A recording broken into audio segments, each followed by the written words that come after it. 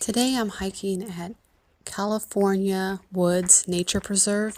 This is in California, Ohio. It's east of Cincinnati and it's right off of Kellogg Avenue, which runs right along the Ohio River. This trail is called the California Junction Trail. The neat thing about this trail is it is actually a part of an old railroad system that ran through California, Ohio. There was even a train depot here in this small town, and this was part of the Cincinnati, Georgetown, Portsmouth Railroad. It's pretty overgrown now, but you can still see old remnants of the railroad.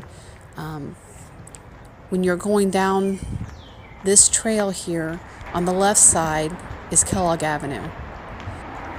The downfall of this trail is you can hear the traffic, which is kind of bothersome, but you know, this time of the day right now, there's probably more traffic than normal. But other than that, it's really beautiful. And this is just one trail of many here at the California Wood Nature Preserve. So come and see.